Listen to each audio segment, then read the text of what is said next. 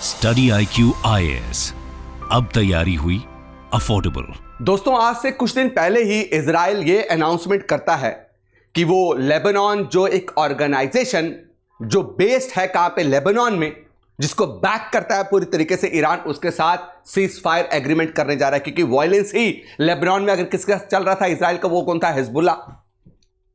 इस समझौते में यह बोला गया कि मैं अपने ट्रुप्स को विड्रॉ कर दूंगा साउथ लेबनान से, और अब हम किसी भी तरीके का एयर स्ट्राइक या मेरे दोस्तों ग्राउंड स्ट्राइक जो है वो नहीं होगी। कहां पे? लेबनान में। कारण क्या है? हिजबुल्ला को हमने खत्म कर दिया। जो हमारा ऑब्जेक्टिव था, ठीक, जो उनका स्ट्रांग होल्ड था लेबनान में, उसको पूरी तरीके से खत्म कर दिया। अब हमें कोई डर नहीं है।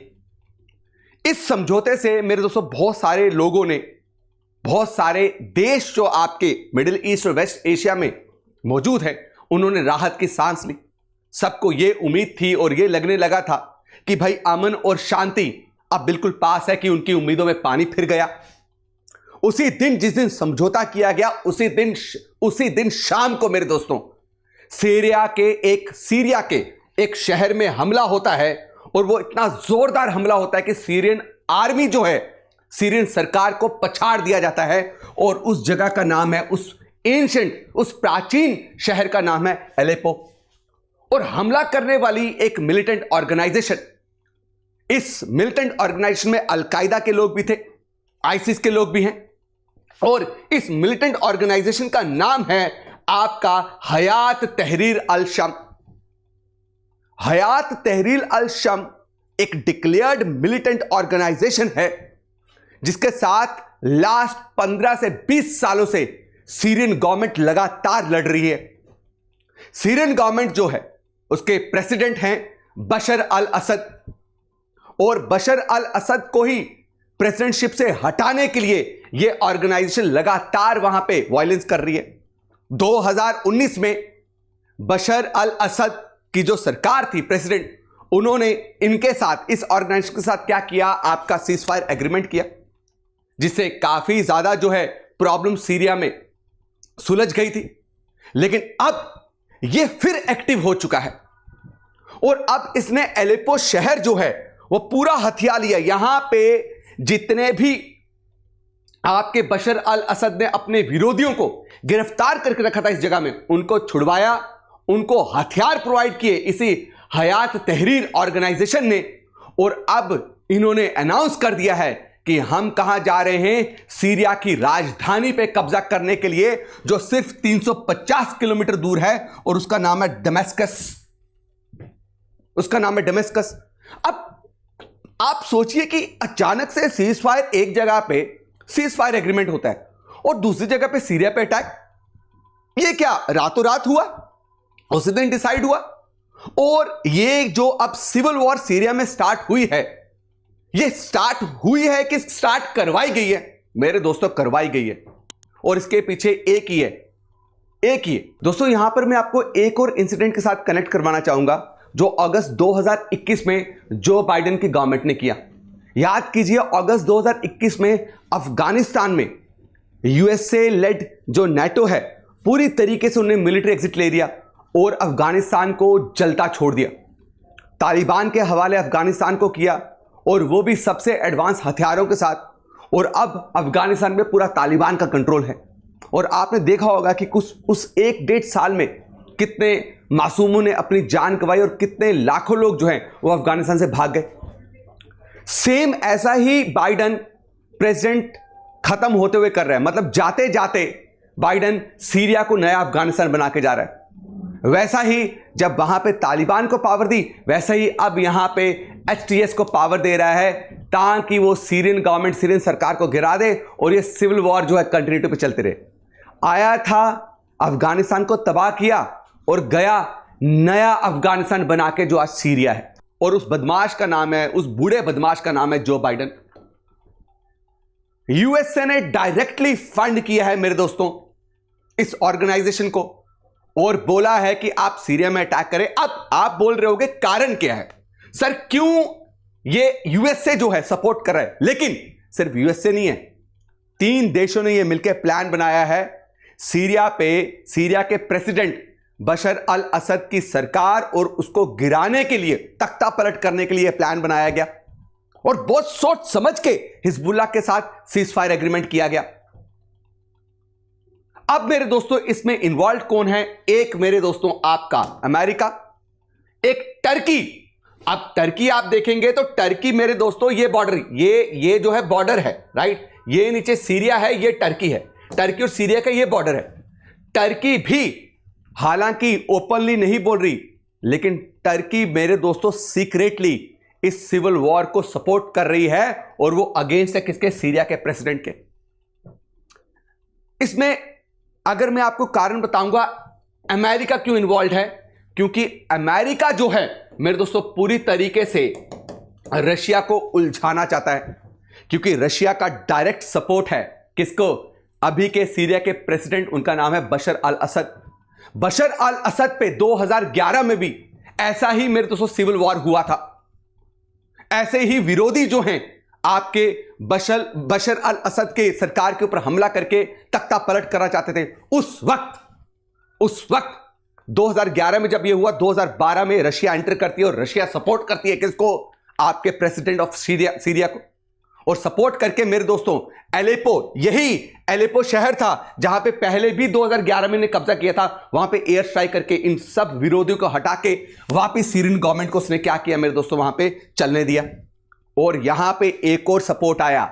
सपोर्ट किसका आया? हिजबुल्लाह का। हिजबुल्लाह ने मेरे दोस्तों दबा के क्या किया? आपका सीरियन गवर्नमेंट को सपोर्ट किया। और हिजबुल्लाह को किसका सपोर्ट है मेरे दोस्तों? आपका ईरान का। ईरान थोड़ा उधर। तो अब ईरान, रशिया और मेरे दोस्तों आपका हिजबुल्लाह, ये तीनों मिलकर क्या करते हैं? आपके सीरियन गवर्नमेंट को सपोर्ट करते हैं। और इनके अगेंस्ट कौन है? आपका यूएसए, टर्की और इजराइल। इजराइल क्यों अगेंस्ट है? क्योंकि सीरियन गवर्नमेंट जो है प्रेसिडेंट डायरेक्टली किसको सपोर्ट करते हैं? हिजबुल्लाह को। अब हिजबुल्लाह को जब लेबनान में कमजोर कर दिया है, अब इजराइल का मकसद है कि हिजबुल्लाह का जो बचा कुचा स्ट्रांग होल्ड है सीरिया में, उसको भी खत्म किया जाए। अब हिजबुल्लाह जब कमजोर हो चुकी है तो यूएसए अपना बदला लेना चाहता है 2011 का। 2011 में जब रशिया की वजह से यूएसए को यहां से हटना पड़ा और जिस ऑर्गेनाइजेशन को सपोर्ट कर रहा था उससे मजबूरन सीज फायर करवाना पड़ा, यह बदला। यह ईगो सेटिस्फैक्शन की बात है, ईगो सेटिस्फैक्शन की बात है। यहां पे सपोर्ट इसलिए आ रहा है, हिजबुल्लाह कमजोर है तो भैया वो कमजोर तो सीधा कौन कमजोर? आपका प्रेसिडेंट अल बशर कमजोर। और टर्की क्यों सपोर्ट कर रहा है? सवाल यह है टर्की को इससे क्यों मिलेगा? मेरे दोस्तों टर्की ने बार बार इल्जाम लगाया है किस पे? आपके सीरिया के प्रेसिडेंट पे, कि ये आपकी 3 ऐसे ऑर्गेनाइजेशन को सपोर्ट करते हैं, हथियार देते, उनको पनाह देते, उनको शरण देते सीरिया में, जो टर्की सरकार के खिलाफ है, जो टर्की में लगातार हमले करते हैं। और 3 जो ऑर्गेनाइजेशन है उनमें से एक है बचा आपका अशब अल कहफ। क्या? अशब अल कहफ। उसके बाद कुर्दिस्तान वर्कर्स पार्टी। इन दोनों को आप पढ़िएगा मेरे दोस्तों, टर्की ने मिलिटेंट ऑर्गेनाइजेशन डिक्लेयर किया है।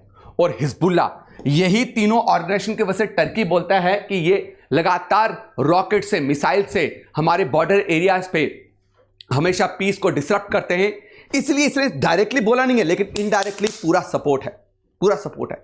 अब 3 दिन के अंदर मेरे दोस्तों इतने खतरनाक हथियार, आप सोचिए कि अगर लेबनान और इजराइल के बीच में समझौता हो रहा है, क्या लेबनान और इजराइल के बीच में समझौता हो रहा है, उसी रात को मेरे दोस्तों आपका कौन एक्टिव होती है? ये ऑर्गेनाइजेशन एक्टिव होती है, हयात तहरीर अल शम, जिसका लीडर जो कौन है? आपका अबू मोहम्मद अल जवलानी। इसमें अलकायदा के लोग भी हैं, वो आईसिस के लीडर भी हैं, जो किसकी आइडियोलॉजी, किसको सपोर्ट करते हैं? यूएसए को। ये सब मिलके जो है एडवांस हथियारों के साथ इन्होंने एकदम हमला कर दिया। और हथियार सप्लाई ही किसने किए हैं? यूएसए ने किए। अब इन्होंने कर लिया है एलेपो शहर कब्जा। क्या कर लिया है? एलेपो शहर पे पूरा कब्जा कर लिया है। और मेरे दोस्तों 30% एरिया जो आपका नॉर्थ सीरिया का इस मिलिटेंट ऑर्गेनाइजेशन के कंट्रोल में आ गया 3 दिन के अंदर। 200, करीब 200 लोग जो हैं अभी तक मारे गए। शायद ये वीडियो जब आप देखेंगे शायद ये गिनती हजारों में हो जाए। और यहां पे इन्होंने जितने भी सीरियन आर्मी के, यानी प्रेसिडेंट आपके असद के पास जितना मेरे दोस्तों आपका बेस था, उस बेस पे इन्हें कब्जा कर लिया है और यहीं पे 900 सैनिक जो हैं आपके तैनात हैं, किसके? यूएसए के। और अब ये ऑर्गेनाइजेशन, ये मिलिटेंट आउटफिट लगातार ये लोगों को बोल रही है कि हमें क्या करना है, दमिश्क पहुंचना है और राजधानी पे कब्जा करना है। सोचिए अमेरिका कितने मासूम लोगों की जान लेने के लिए जिम्मेदार है। आप सिर्फ क्या करने के लिए? हिजबुल्लाह को कमजोर करने के लिए, ईरान के जो प्रॉक्सी वॉर है उसको खत्म करने के लिए, रशिया को यूक्रेन से उलझाने के लिए, उसको और परेशान किया जाए ताकि वो यूक्रेन पे ज्यादा हमला ना करे। और Russia, Iran, even north Korea भी प्रेसिडेंट बशर अल असद को सपोर्ट करते हैं। बस यही कारण है कि किसी भी तरीके से सीरिया में ही ये सब कंसंट्रेटेड है और यहीं पे इनको कमजोर किया जाए। यूएसए ने प्लानिंग करी, यूएसए नहीं, 3 देशों ने प्लानिंग करी, इजराइल ने, यूएसए ने और टर्की ने।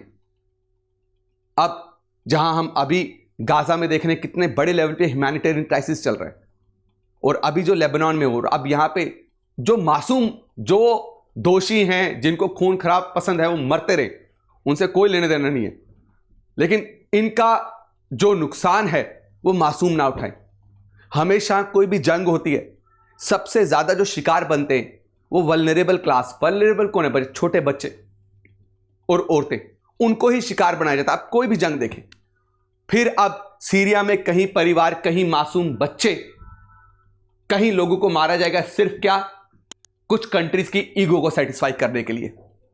अब अगर आप देखेंगे 2011 में जब यह हमला पहली बार ऑर्गेनाइजेशन ने किया था, उस वक्त इस ऑर्गेनाइजेशन का नाम हयात तहरीर अल शम नहीं था। उस वक्त इस ऑर्गेनाइजेशन को क्या बोलते हैं? जबात अल नुसरा। जबात अल नुसरा को 2016 में मोहम्मद अल जवलानी के लीडरशिप के अंडर बदल कर क्या बना दिया बचा? हयात तहरीर अल शाम। और आज यही रिस्पॉन्सिबल है इतने लोगों की किलिंग के लिए, और इसके पीछे बैकिंग किसकी? यूएसए की। यह है सीरिया वॉर। बस 2011 में अमेरिका जीत नहीं पाया, उसके बदला अब ले रहा है। हिजबुल्लाह को वहां पे कमजोर कर दिया, हिजबुल्लाह को कमजोर कर दिया तो भैया टांग काट दी, हाथ काट दिए, किसके? आपके सीरिया के प्रेसिडेंट के। अब उसकी गर्दन काटना बाकी है, तो अब उसकी गर्दन काटने के लिए सब पहुंचे हुए हैं। अब यह देखा जाएगा कि आने वाले दिनों में रशिया क्या करने वाले, क्योंकि 2011 में रशिया ने भयंकर एयर स्ट्राइक किया था इसी ऑर्गेनाइजेशन को क्या करने के लिए? पछाड़ने के लिए और प्रेसिडेंट की सरकार को बनाए रखने के लिए, और कामयाब भी हुए। और ईरान का बहुत सपोर्ट था, लेकिन अब ईरान भी कमजोर है और वहां पे रशिया अलग उलझनों में फंसा हुआ है, उसको और उलझाने के लिए यूएसए ऐसा काम कर रहा है। मैं बोल रहा हूं कि ये 1 महीना जल्दी से निकल जाए, ये निकले नहीं तो इसने पता नहीं क्या क्या कांड करके चल जाने जो बाइडेन। उम्मीद करता हूं कि आपको ये सीरियन क्राइसिस का जो डीप इंसाइट है वो आपको समझ आया। अब मेरे दोस्तों साथ में मैं लगातार बोल चुका हूं, सक्सेस इन प्रीलिम्स प्रोग्राम जो है वो लॉन्च हो चुका है। It is activate on our website, on our app. Go and download our app from the Play Store and go to the Explore courses of what your UPSC. There you will find Success in Prelims course, which you can purchase at only 5,999. But you can also get discount in it. Extra discount आपको इसको मिल सकता है। बस आपको क्या करना है, मेरा बहुत ही बेहतरीन धमाकेदार कोड यूज करना है। उस कोड का नाम है RDX। लाइव क्लासेस शुरू हो चुकी हैं, अभी एक ही दिन हुआ लाइव क्लासेस लगे हुए, सुबह 8 से 11 बजे लाइव क्लासेस चल रही। ज्योग्राफी की क्लास जो है वो स्टार्ट हो चुकी है। और ज्योग्राफी कैसे पढ़ाई जाएगी? करंट अफेयर के पर्सपेक्टिव से। प्लेसेस इन न्यूज यूपीएससी में कितने क्वेश्चंस आते हैं, तो टीचर जो हैं, एक्सपर्ट्स जो हैं, they will help you in understanding कि what type of question could be asked related to places in news और फ्रॉम ज्योग्राफी पोर्शन। और प्रीवियस ईयर क्वेश्चंस भी आपको सॉल्व करवाए जाएंगे और तकनीक बताई जाएगी कि किस तरीके से आपको कहां पे मेरे दोस्तों लॉजिक लगाना है और कहां पे आपको स्मार्टली ऑप्शंस को चुनना है अपने क्वेश्चन को करेक्ट आंसर करने के लिए। तो इस कोर्स को मत भूलिएगा, सक्सेस इन प्रीलिम्स। बाकी आपके प्यार के लिए बहुत बहुत शुक्रिया। लास्ट 10 से 15 वीडियोस में जो आपका प्यार है उसके लिए आपको बहुत बहुत धन्यवाद। वीडियो को ज़्यादा से ज़्यादा लाइक कीजिए, शेयर कीजिए और कमेंट जरूर कीजिएगा मेरे दोस्तों, और कमेंट अच्छे कीजिएगा। Thank you so much. जय हिंद, जय भारत। स्टडी IQ IAS, अब तैयारी हुई अफोर्डेबल।